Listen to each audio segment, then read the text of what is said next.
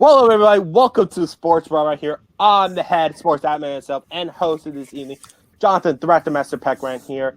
And DC is a little bit more different this time around because not only I'm just going to be the host this time around, not only be questions, but I have three judges in the bottom right here going to judge the match. I'm not going to be the judge this time around. I have three right here is going to be judged for these players right next to me right here. Though, just before I will introduce the judges, I'm going to introduce the competitors right here who will be competing with this my Sports Brawl Rookies Tournament right here, though. So I'm going to start on to this side right here. We got Mr. Asher Gold. How you doing, Asher?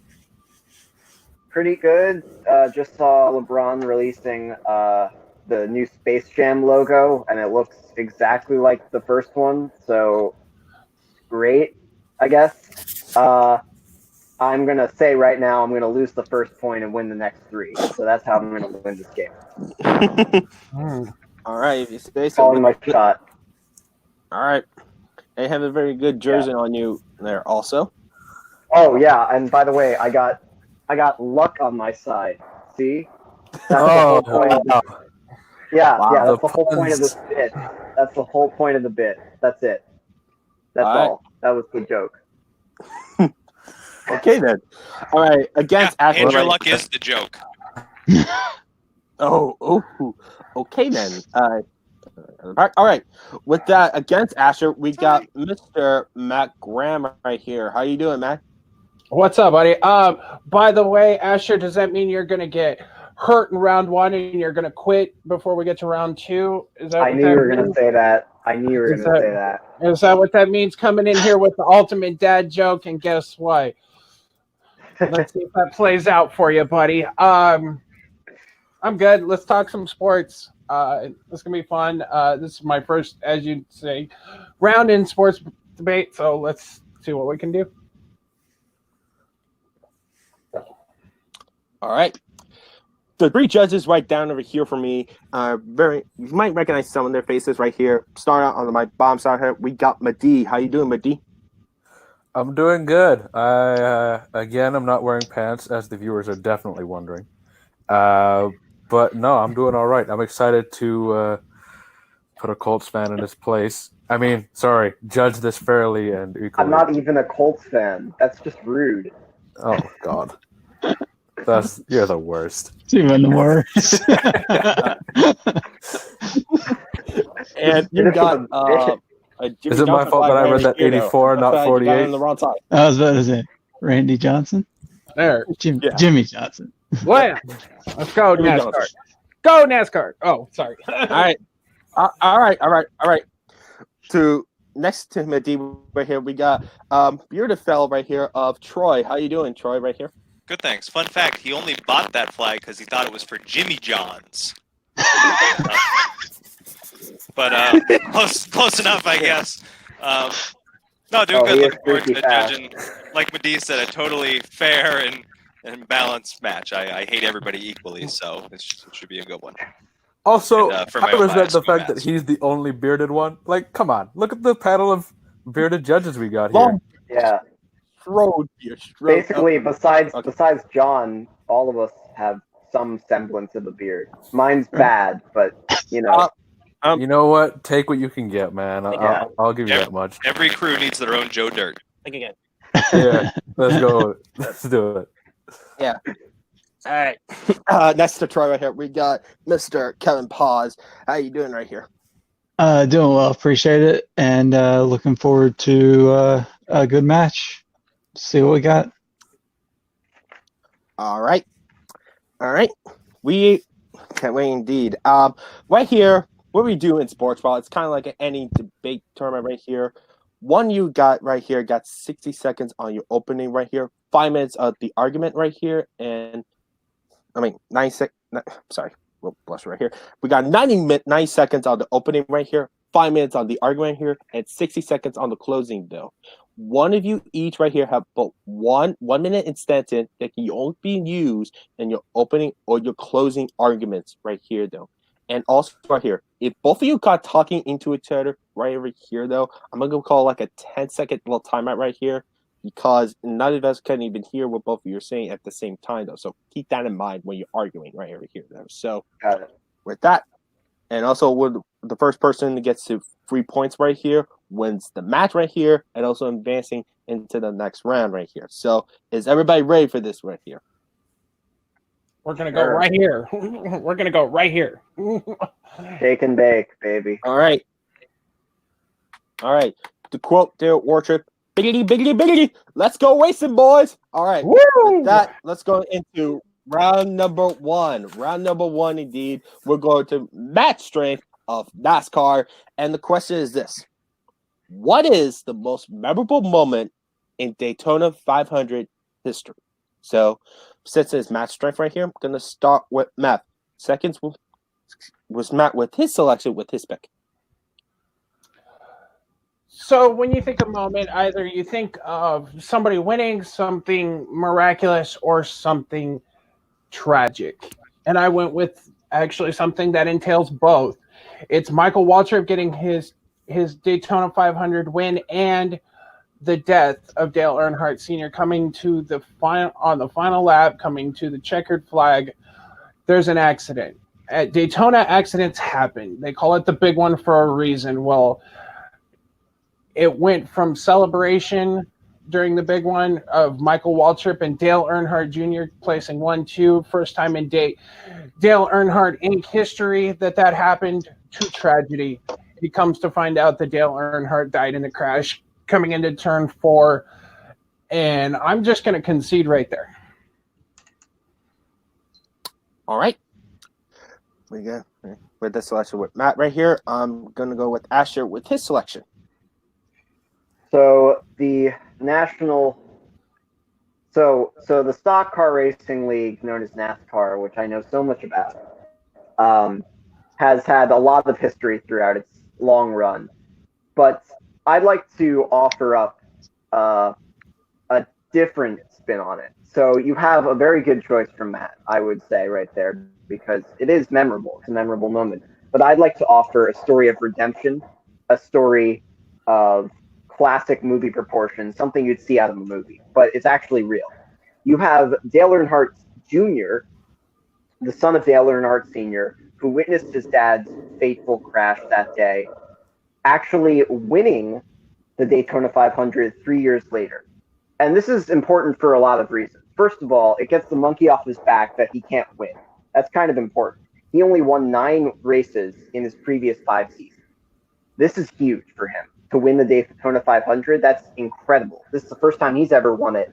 And to do it on the same day, 3 years to the day that his father died in a crash in the same exact race, is something that people only write about in movies. It's kind of crazy to see this redemption story happen. I'll talk about the rest later, but that's why I'm choosing Dale Earnhardt Jr.'s 2004 win of the Daytona 500 as the most memorable.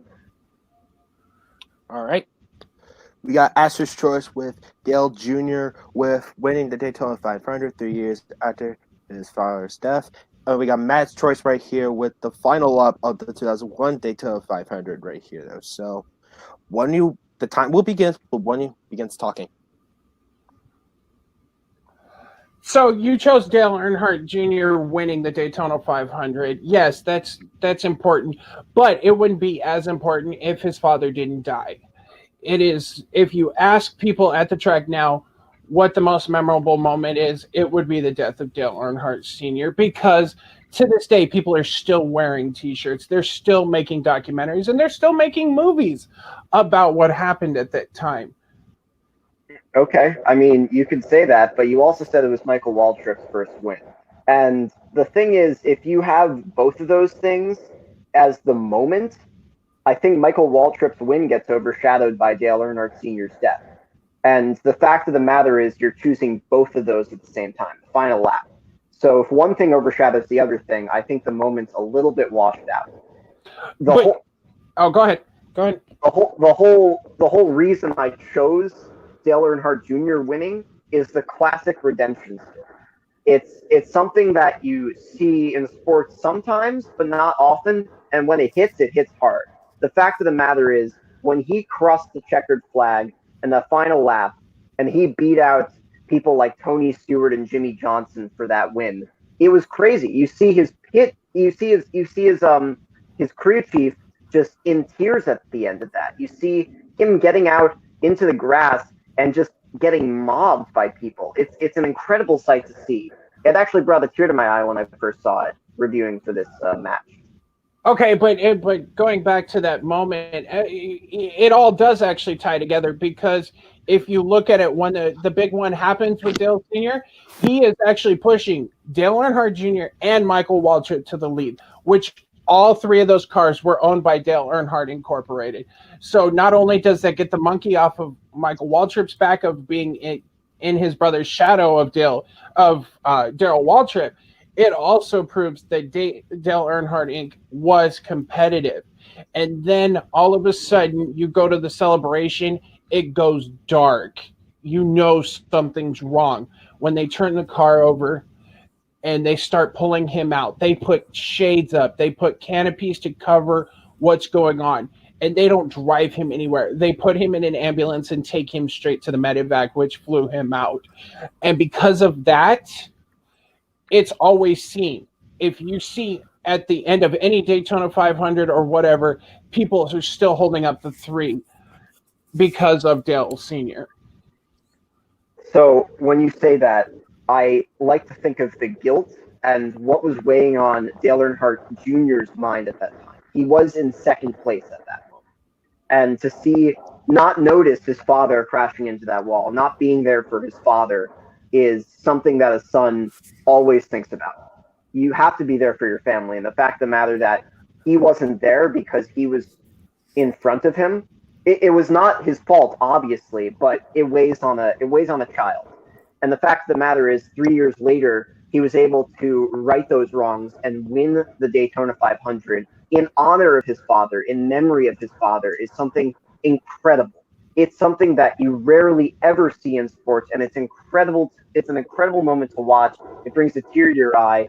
I know I've said redemption story like 5 times at this point, but it is a redemption story. Okay, but if it was so weighing on him so bad, why did they wait 10 years after that to put him in the number 3 car to drive that? He had his own car. So if you want to talk about it weighing on him, he would have taken the 3 cars sooner.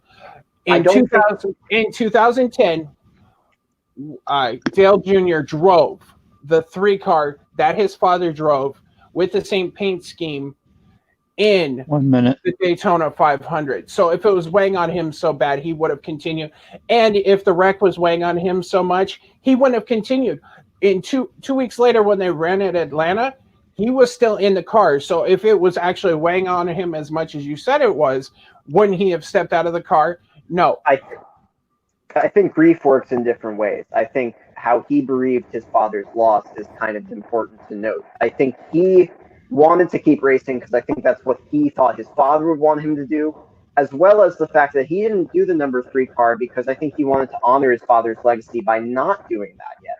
I think he brought that on himself in 2010 because he realized he was kind of at the same age that his father was.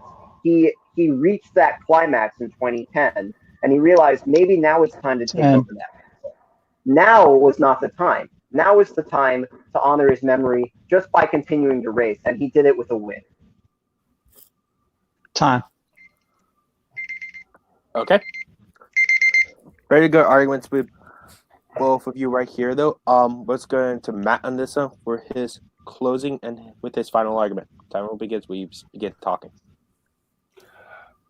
If you ask people nowadays what their most memorable Daytona moment is going to be, they're going to tell you the death of Dale Earnhardt Sr.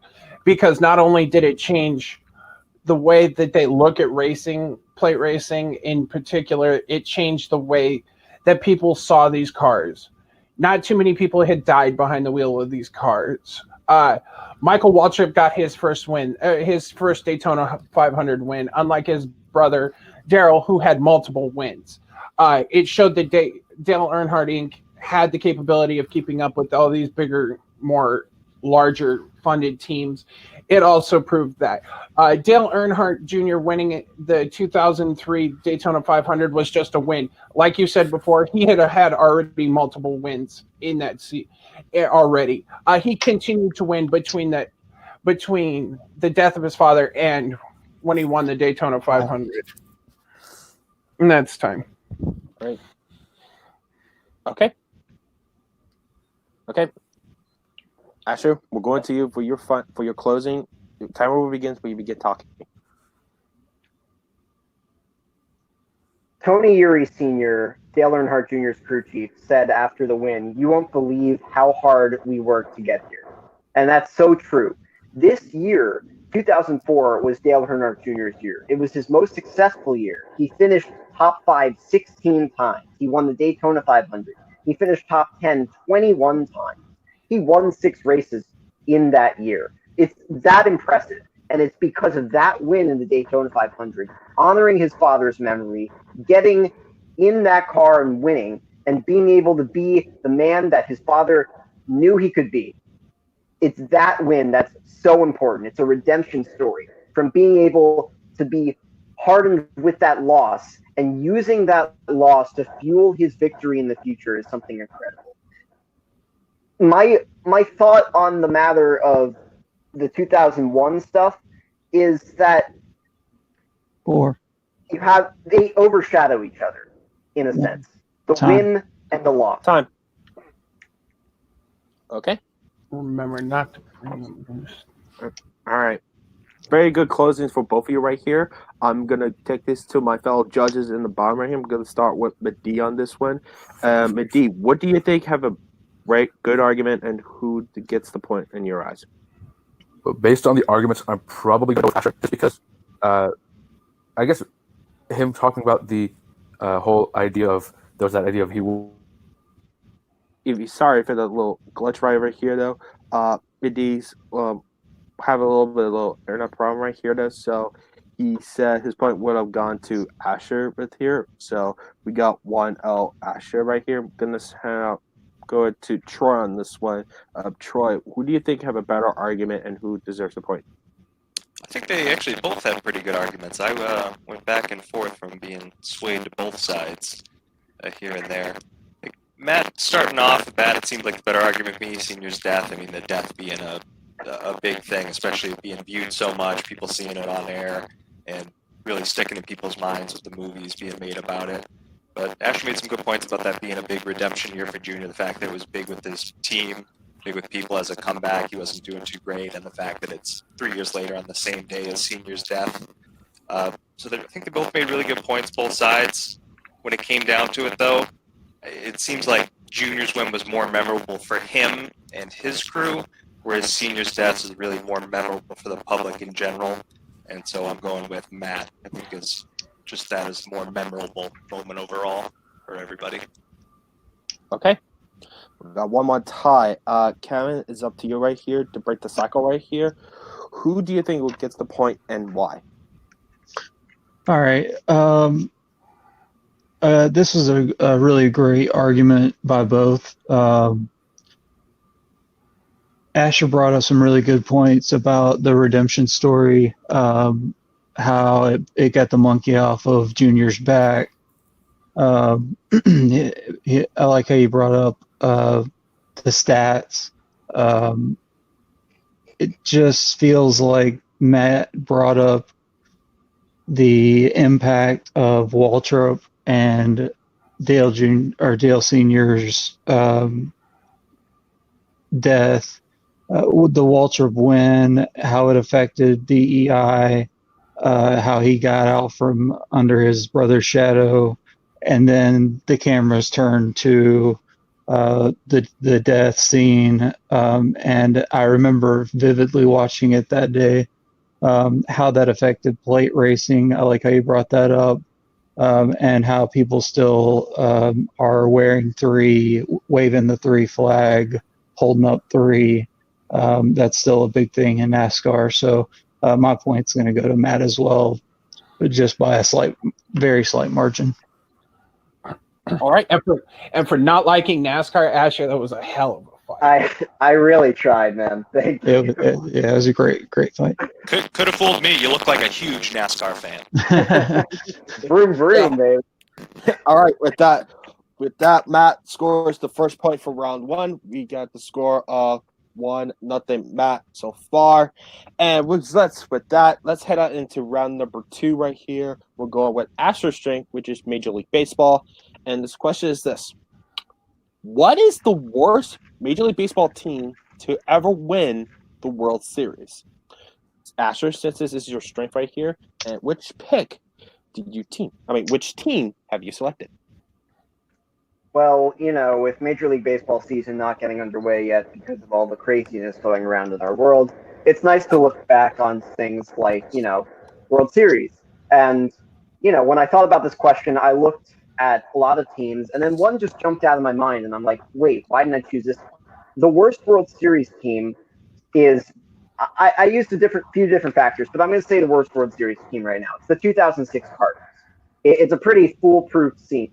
There are 6 criteria I use to rank World Series winners. I used record, I used roster, I used regular season story, playoff opponents, how close the postseason series actually was, and the way they won the World Series. And the Cardinals, in every single demographic in this, had very bad answers. The Cardinals were 83-78, which is the worst record to ever win the World Series. They ended up having numerous injuries and underperforming players throughout the regular season. Their really only star was Albert Pujols. Beyond that point, everybody else kind of underperformed throughout the season. And the way they won the World Series was pretty sad. They beat a pretty pathetic Tigers team in 5 games. It's not really anything to note. The game-clinching series was won by only singles, the first time that happened in 40 years. No extra base hits were ever in that game. And it was a pretty boring World Series, pretty boring team. Yeah, the 2006 Cardinals. Fuck them. Okay. Wow. There's a little FU to the St. Louis Cardinals with his selection. I don't like the Cardinals. I didn't know anybody felt that strongly about the Cardinals in any way. Or any Cardinals team. Even St. Louis. Oh, okay then. Okay, I'm gonna select with Asher. I'm gonna go with Matt with his selection. Wow, the classic fuck you to the Cardinals right here. Not bad. I'm gonna start out with Matt on this one with his selection. All right, so like my opponent said, you can look at the World Series as a whole of how the games were played or how everything went down. His World Series, like you said, ended in 5. Mine went 7 games, which means that one team would have could have a bad game, then the other team would have a bad game. And he was talking about players only having 2 real, shining players. The team I chose only had 2 pitchers that pitched the entire time because they didn't have anybody else pretty much. And that was the 2001 Arizona Diamondbacks. They took the Yankees to Game 7 and barely won by just a random base hit, something that, if they look back on, they actually call an error to. So it went to Game 7. The 2001 Arizona Diamondbacks barely got the win by a choke. Let's debate. I'm going to concede. Yeah, all right. Concede. Okay. We got Asher's pick of the 2006 St. Louis Cardinals versus Matt's choice with the 2001 Arizona Diamondbacks. So the timer begins when one of you begins talking. I admire your passion for the Diamondbacks, but the thing is, they beat the Yankees, the most perennial team in history, hoping to get 4 World Series titles in a row, and 5 of 6. So they beat the New York Yankees in 7. If it took them 7, it took them 7, but they won. Fact of the matter is, it's crazy to see them beating the Yankees in this run, to see them winning off of Mariano Rivera, a guy who has given up fewer runs to players in the postseason than people who have walked on the moon. That's a real fact, by the way. He has done that, and the fact of the matter is, they ended up beating Mariano Rivera in Game 7. And all of the games that season, all the games that postseason in that World Series were close or blowouts in Arizona's favor. Arizona never got blown out in that series. They always held it close or won by like 15-2. So I just don't understand.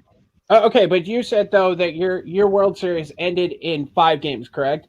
Which means that that means they did better than their opponent officially. With mine, you say it was either a blowout or it kept it close, which means that it was actually, they fought back and forth. With yours, they ended in 5. It's a best of 5.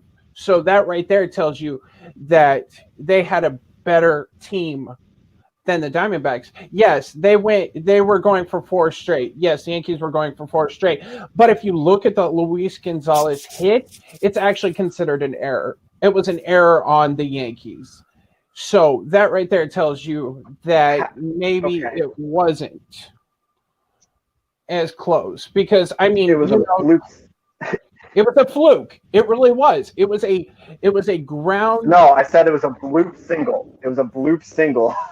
And the fact of the matter is, if you actually look at where he hits it, he barely tips that ball off the tip of the bat. So it wasn't a clean hit. It was a fluke. This is the worst team to win a World Series. The 92 and 70 Arizona Diamondbacks, who had Curt Schilling and Randy Johnson leading their horses. You had Luis Gonzalez, who had 57 homers that year with a 300-plus batting average. I mean, this is a great team. Tell me something else. Tell me something else about it, though.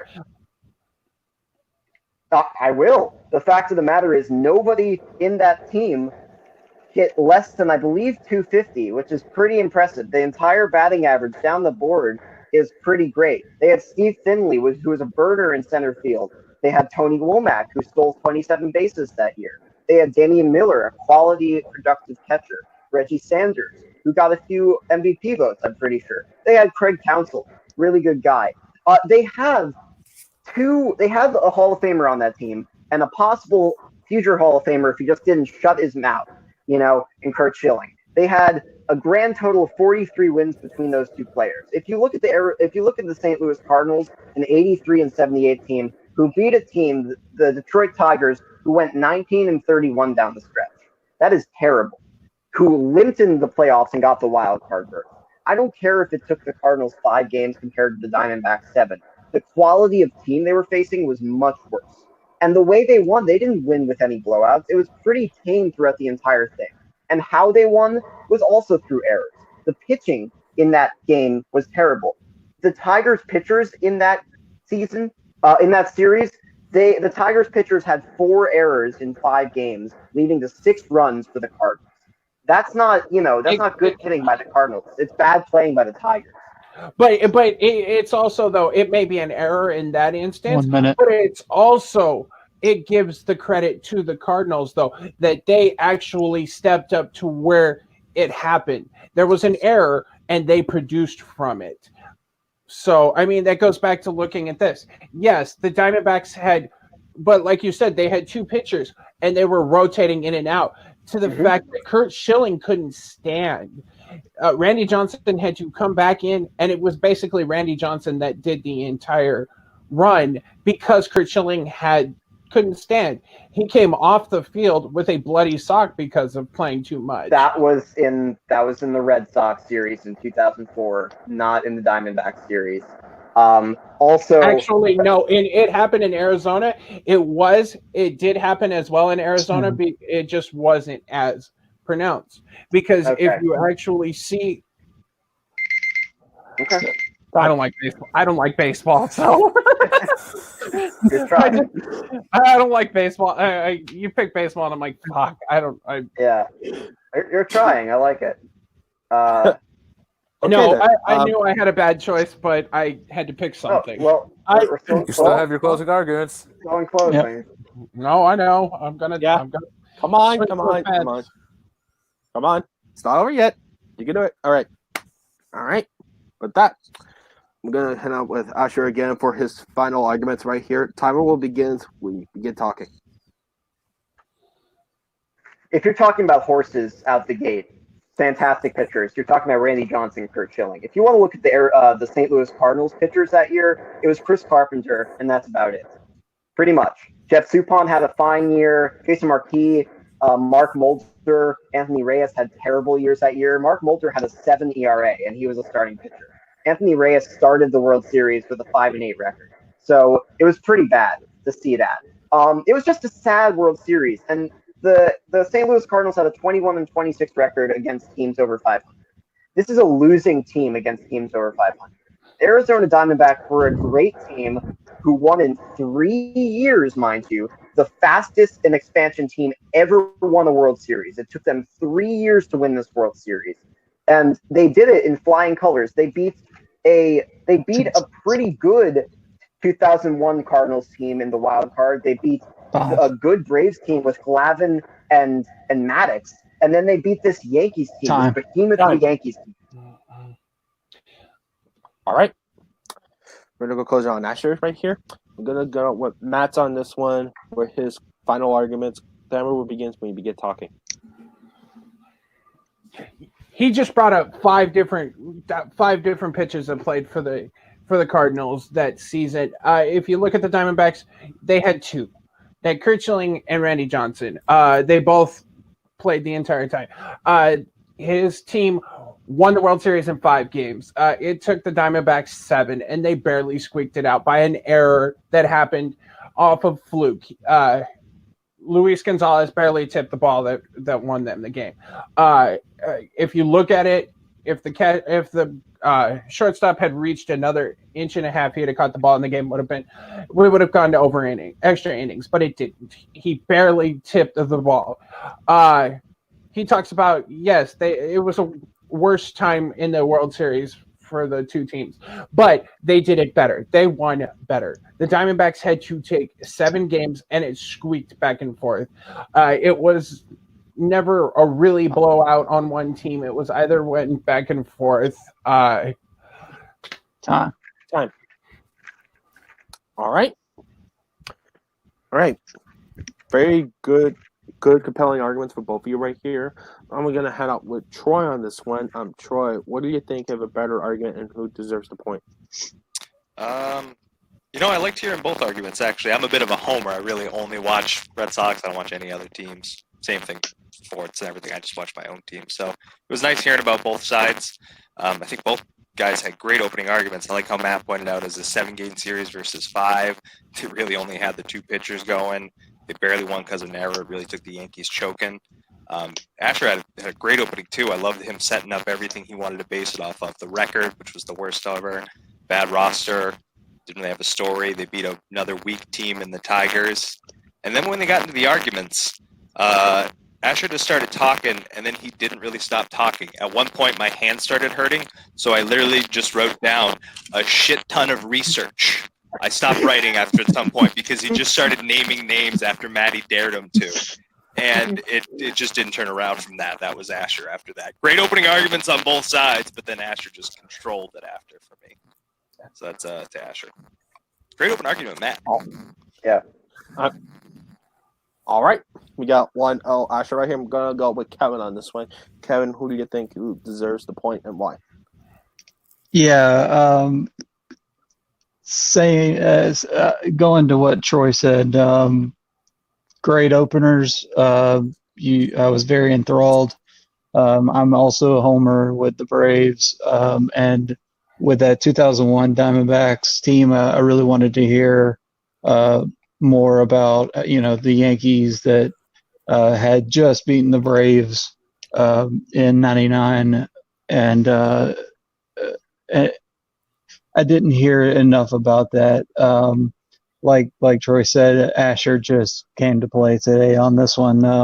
I ran out of room for what he came with. With the naming all the players on the that Arizona did have. I forgot how many good players they had on that team. I forgot that they were the first expansion team or the youngest expansion team to win. So, there's not much more that could be said. This one goes to Asher.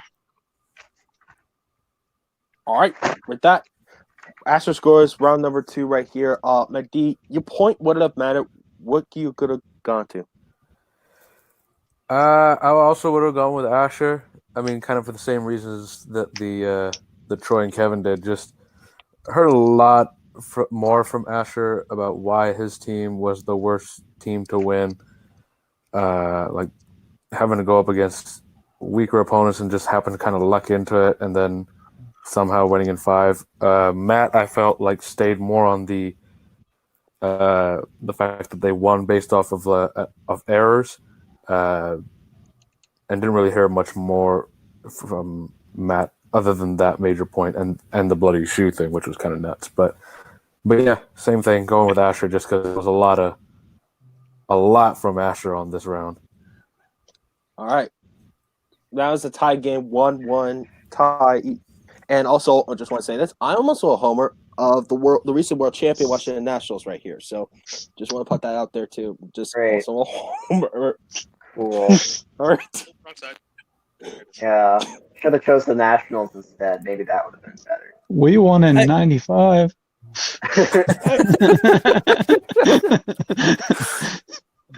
Blue Jays won in '93. We're the worst team. I wish I could take a point by saying that we kind of say baseball. Little did we know at that time. So just want Yeah. Diamondbacks stayed baseball in 01 too. So. I looked at the question wrong. To be honest, I looked at the question wrong. I thought it was worst team as in that won it, not that season as in overall. Oh, okay. See, I was gonna base. When you started talking, I went, wait a minute. See, I took the question differently. That's why I had to completely scrap my original argument.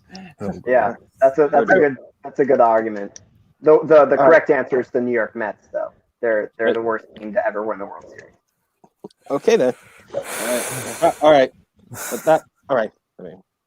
With that though, let's go into round number 3. And round number 3, which is the NFL, which is Matt's strength. And I put a very interesting question to our players: is this? What NFL player had the biggest one-year wonder of all time? So, Matt, since this is your strength right here, what is your selection? Guess where it kind of ended in 2001.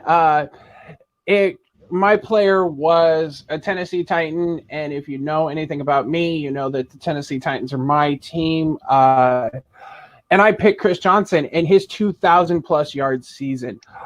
Chris Johnson ran literally; he had the most receptions of any player for most of the entire time. They called him C2J for a reason. You know, that would be Chris Johnson, his 2,000 rush yard season. After that, he got hurt and he floundered. He can't even with a good team like he had when he came to the Cardinals, he couldn't get over 1,000 yards. So after that 1 year, he couldn't pull even 1,000 yards. So my choice is Chris Johnson, and I'm going to concede. All right.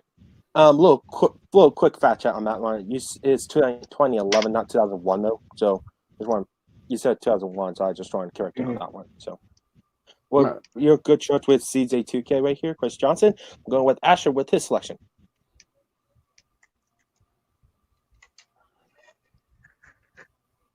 Okay, so the things that I look for when it comes to one-year wonders, when I think of that, I think of a player who has had an outstanding single season, and then that player ends up having terrible production for the rest of his career before that and after that, and then they fade into obscurity and become a backup.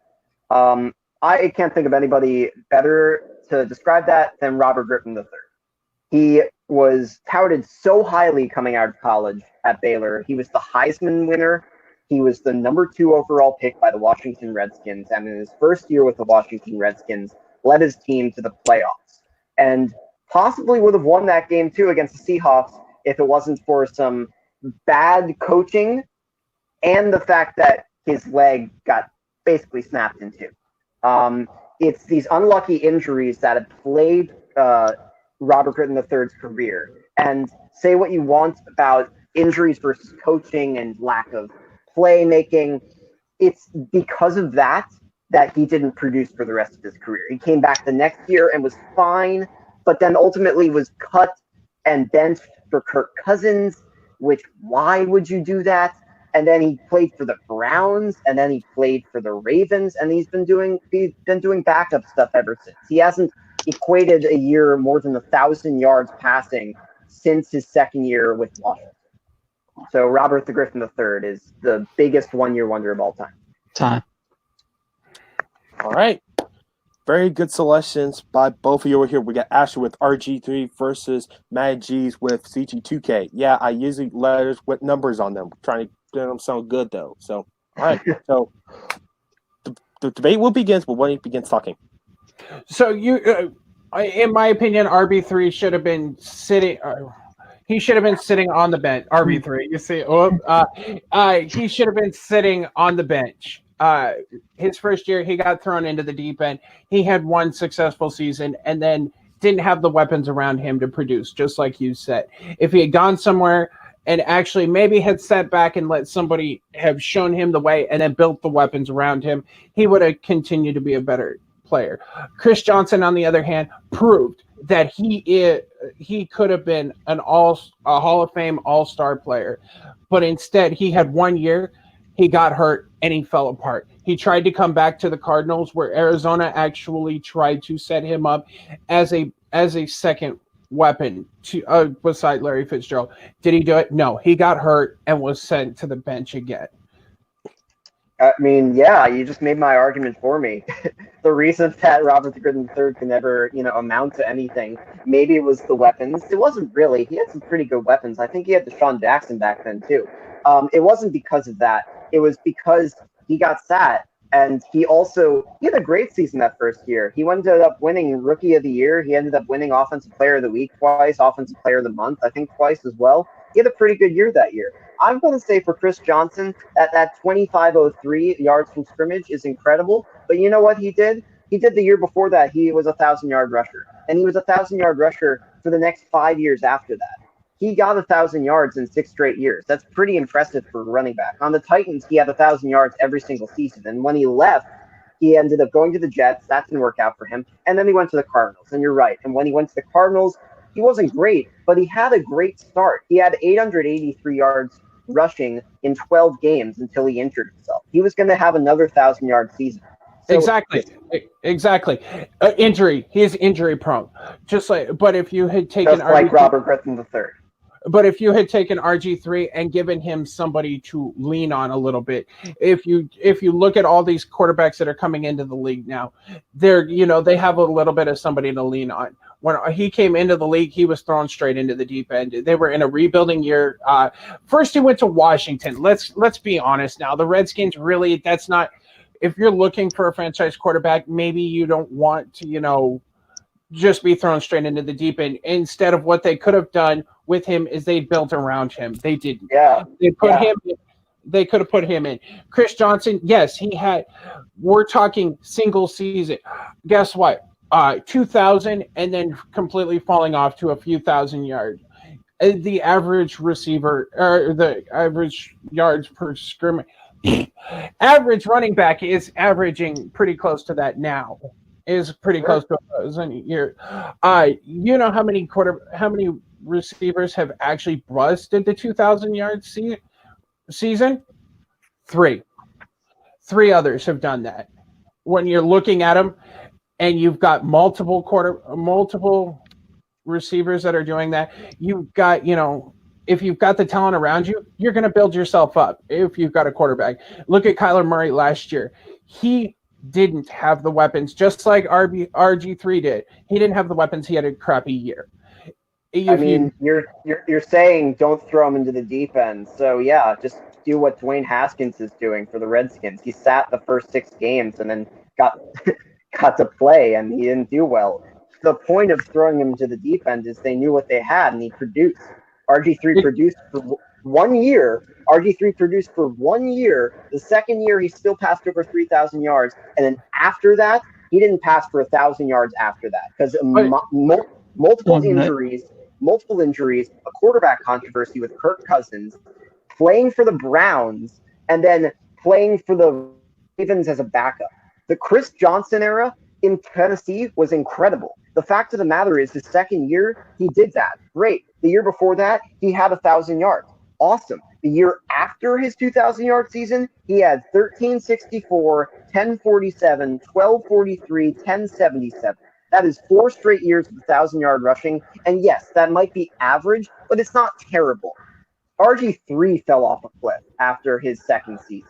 Exactly, though. See, wait, you keep going after his second season. The question is first season, the one season we're discussing.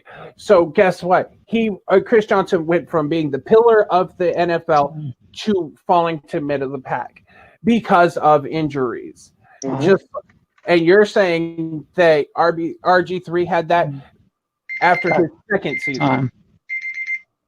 Wow.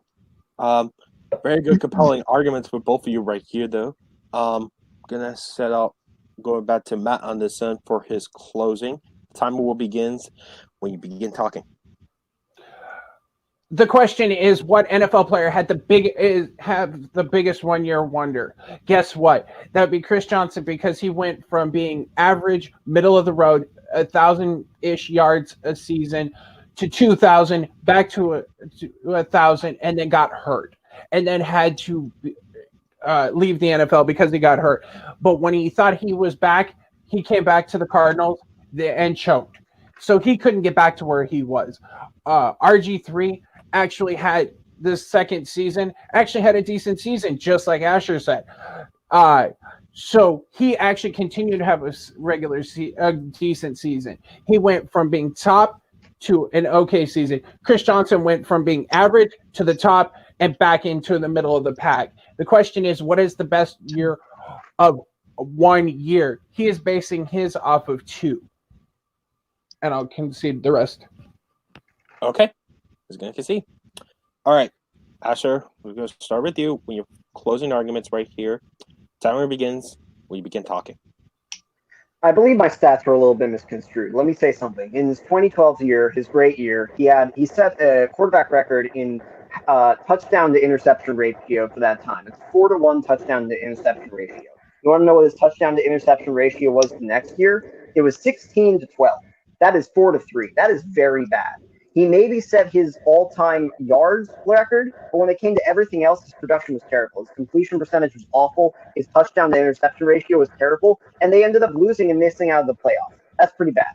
Now, you want to know the whole lack of help thing is kind of crazy. The thing that really makes me just my blood boil, you had Lendale White as a backup, and you had him backing 1-2 punch, and I just it's crazy. The thing I want to look into is the fact that he had terrible production for the rest of his career. That is the most important thing. One good season, yes, a terrible production for the rest of his career. RG3 never went over 1,000 yards after his second season, and in his second season, he didn't really produce well. He only passed for good yardage. His touchdown to interception ratio was terrible, and he kept missing passes. And in a result, they lost and missed out of the playoffs. Time. All right. Very good closing arguments for both of you right here. Again, the start off, go with Kevin on this one. Kevin, what arguments do you think are more compelling, and who deserves the point?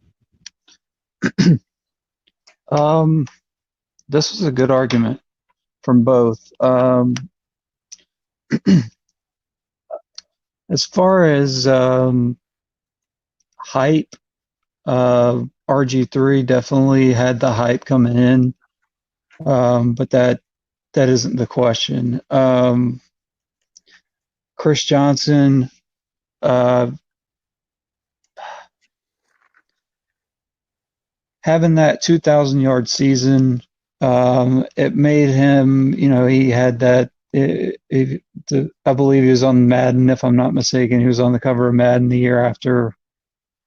And everybody said the Madden curse. I'm trying to make my decision as I'm talking. Sorry. This is a tough one.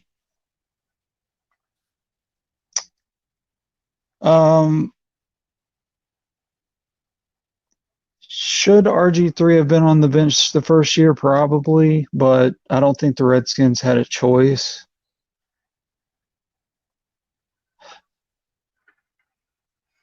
But Asher made some really good points about how he had 1,000 yards for 6 straight years after that.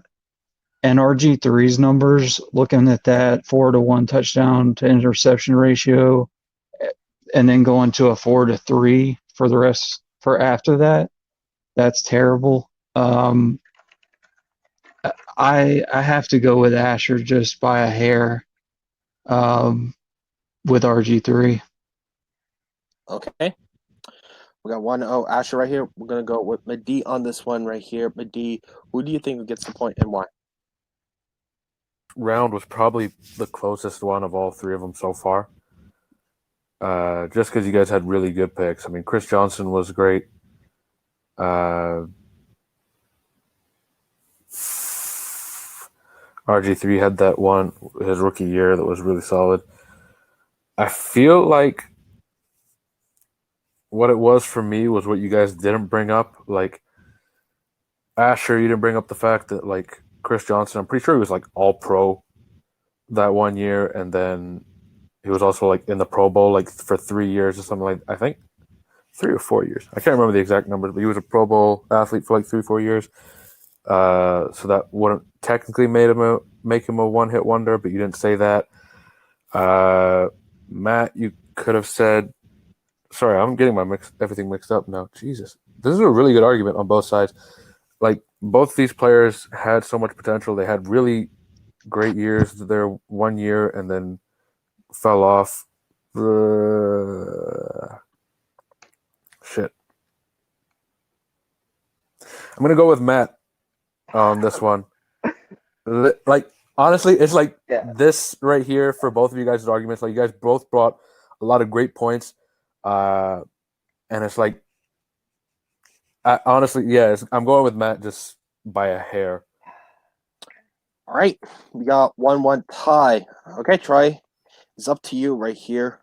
Who's trying to break the draw right here? Who do you get Right the here, point right and why? here. I agree with both Kevin and Madi. This was probably the best argument so far This is tonight. nuts.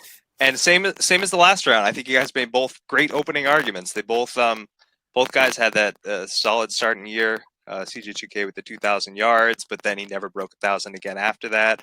RG3, did it his rookie year, but then got hurt and couldn't produce after that. But then Matt, I think, made the best point of the argument is that RG3 still threw for a good amount of yards his second year, which means wasn't necessarily a 1-year wonder. I think that was probably the best argument there was. But then Asher was like, oh, wait, I got notes. Sure, that was bad, but his TDR sucked, his percentage sucked, and it really wasn't that good of a year. So Matt made the best argument, but Asher made the best defense, and that was the difference for me. Asher gets it by a hair because he fought off that point. That was a great argument.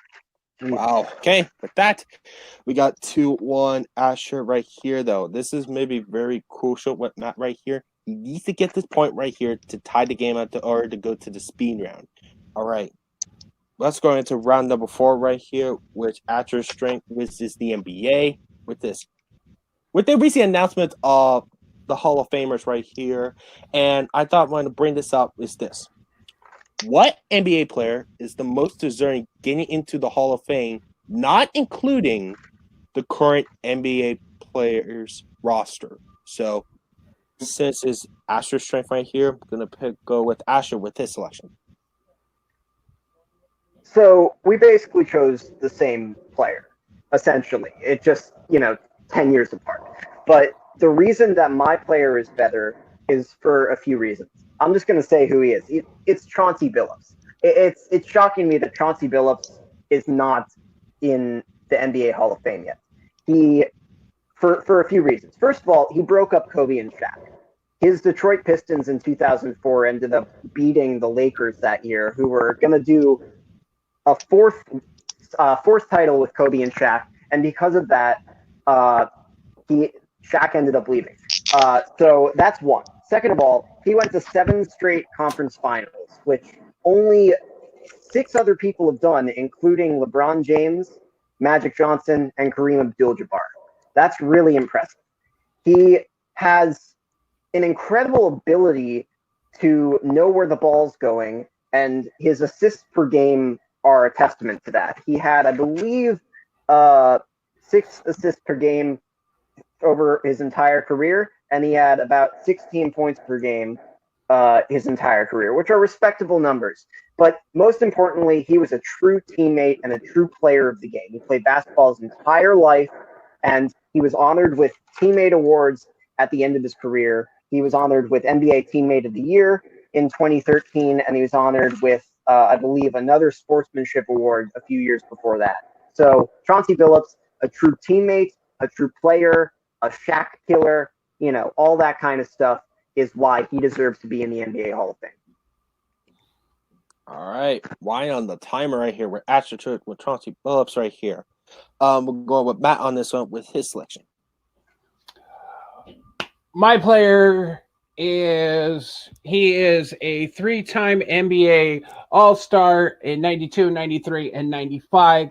He was a Olympian as well as a gold medalist in the FIBA World Championship.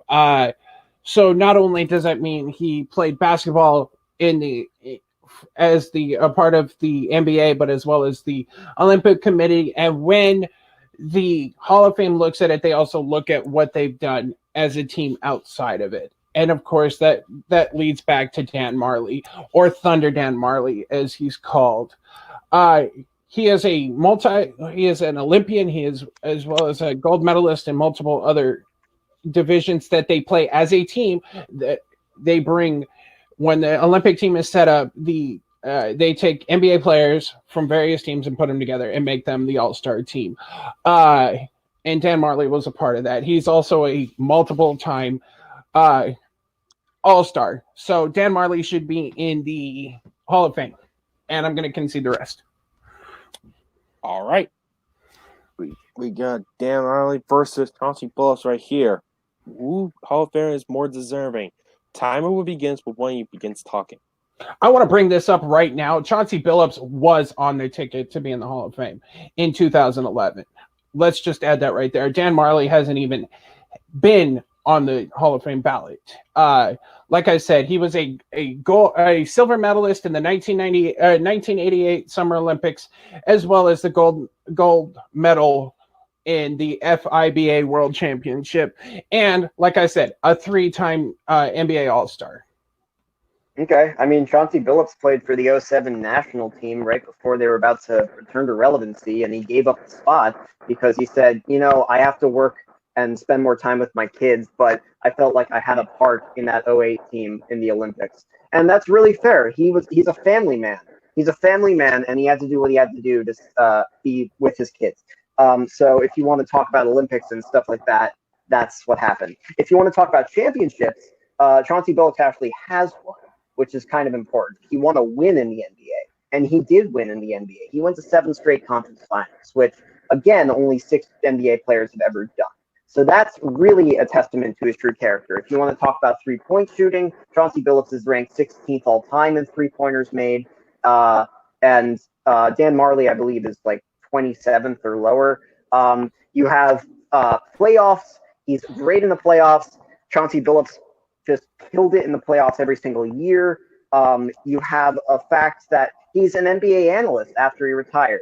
So he's still in the NBA, just doing a different thing. And he's excelling as an analyst. He's pretty good as an analyst. Okay. I want to point out that you said that they may have gotten the win. Sure. But in 93, when they the Suns took the trip to the finals with Charles Barkley, they had a 62-win season that year, and he won the MVP. Marley finished second on the team in scoring, being named the second NBA all defensive second team.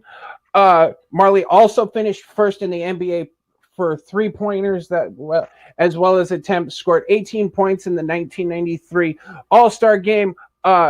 They also took down the Lakers, the Spurs, the Supersonics that year. And guess what? Yes, they may have lost in the NBA Finals, but do you know who they lost to?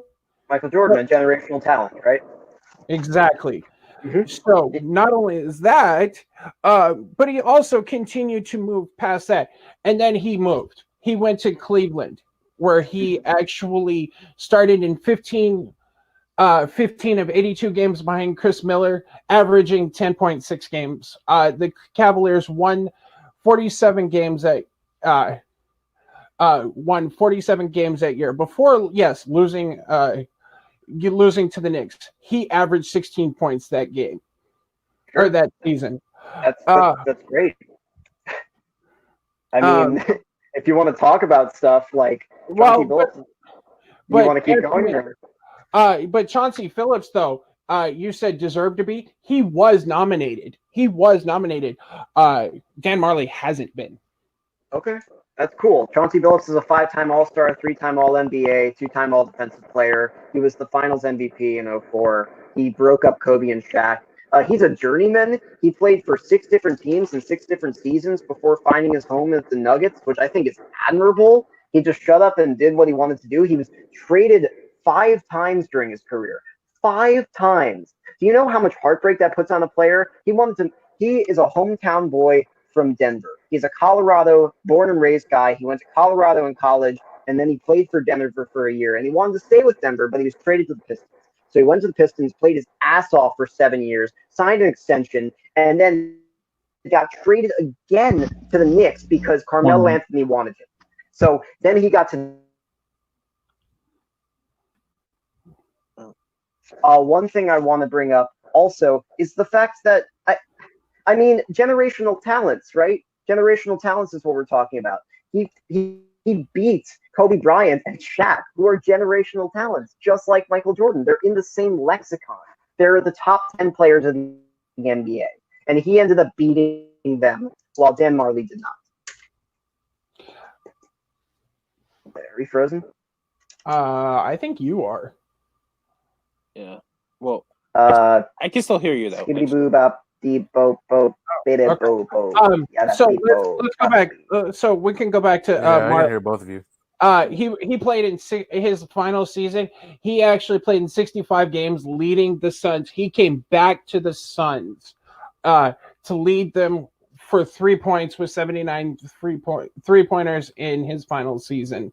Hold on. All right. I'm going to go with Asher on this one for his closing right here, though. Keep in mind, both of you have 1 minute extension left. If you're willing to use it, this is the last time you're going to use it right now, though. So, Asher, we'll start with.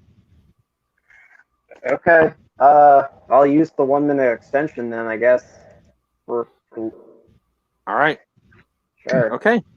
Okay. You're going to use this 1 minute extension right here, though. You got about 2 minutes right here for you closing right here, though. Timer begins. We begin talking.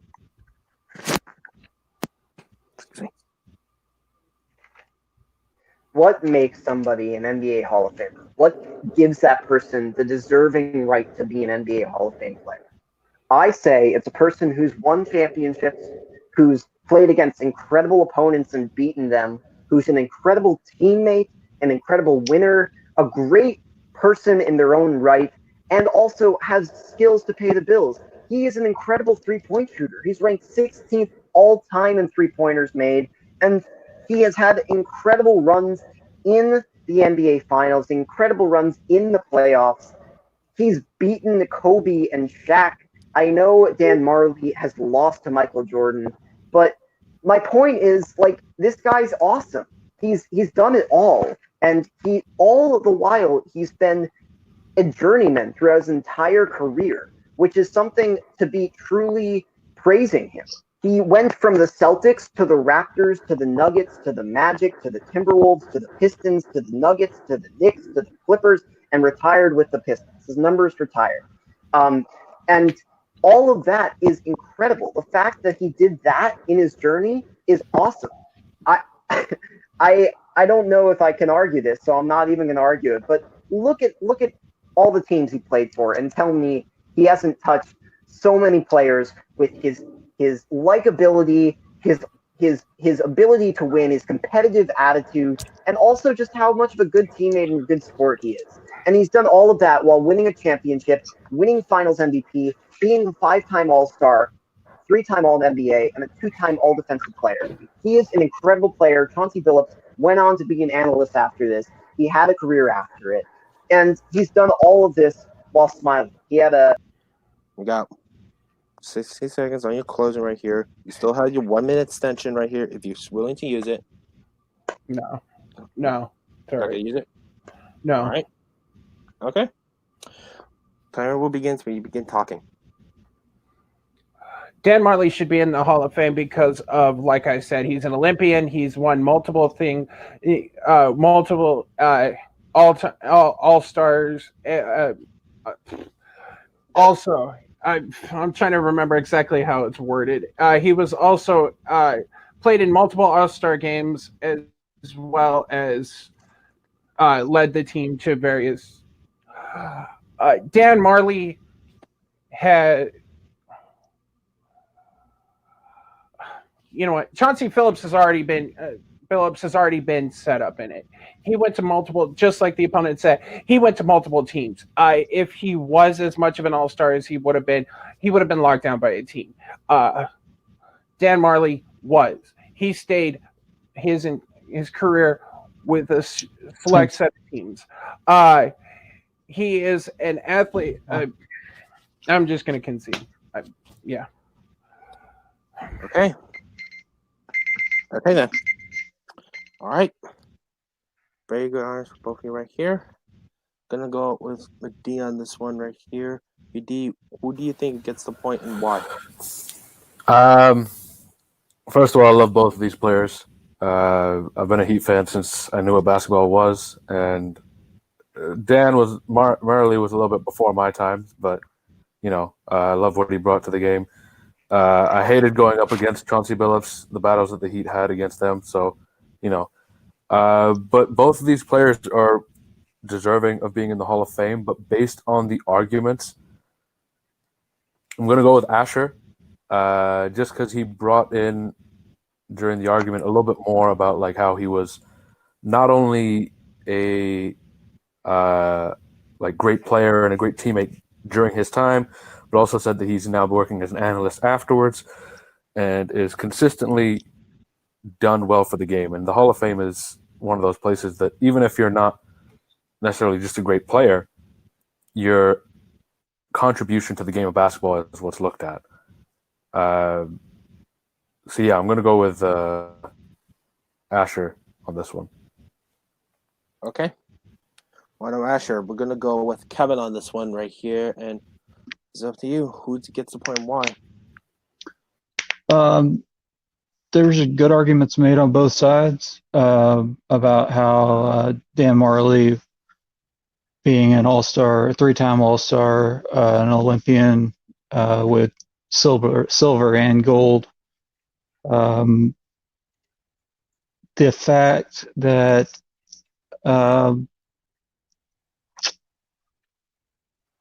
you brought up a good point, Matt, about how Chauncey was consistently traded, and he was already on the ballot back in 2011, so he kind of had his chance. But I wish you would have given me a little bit more information, like who else was on that ballot, because I don't know. Asher bringing up Chauncey being 16th in three-pointers made all time. I didn't know that. That's pretty amazing. I knew he was great at three-pointers just from watching. Winning teammate awards, teammate of the year, 6 assists per game over his career is great. Five-time All-Star, Finals MVP, winning a championship, those kind of things, and like you said, beating generational talent of Kobe, where Marley couldn't get it done against MJ. Those kind of things are why my point's just slightly going to go to Asher. Okay. With that, and your winner, Asher Gold. Congratulations, Asher. So, this way right now.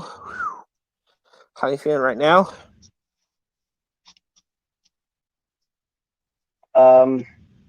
honestly pretty bittersweet. I I came in with good information and good arguments. I feel like I said what I was going to do, which was win the last three and lose the first one. So I stuck to my word. But ultimately, like, I do feel bad for mentioning stuff in the final closing argument. I think that does need to be addressed. I will learn to shut my mouth when it comes to new information in the final argument, or we need to change the ruling or do something. But ultimately, I am happy I won. Matt's a hell of a competitor, and those were awesome points he brought up. He got a win. He got a point for a reason, and he definitely deserved probably another point or two. I'm happy I won, but I do feel like I need to either clean up my act a little bit before I go into the future rounds, or we need to change the rules a little bit.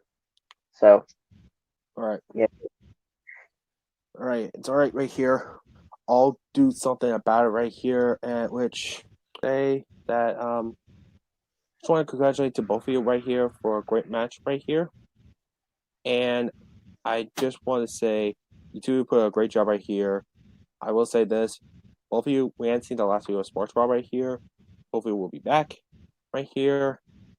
Yeah, I will get into that right over here though. Minus scenes right here. I hope it gets done right here. And to my fellow judges at the bottom right here, just want to say you did a great job right here.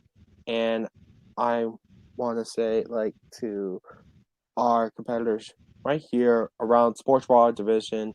I'm your host and head man Jonathan Peck right here, the Raptor Master. I just want to say, long, take care, have a good night.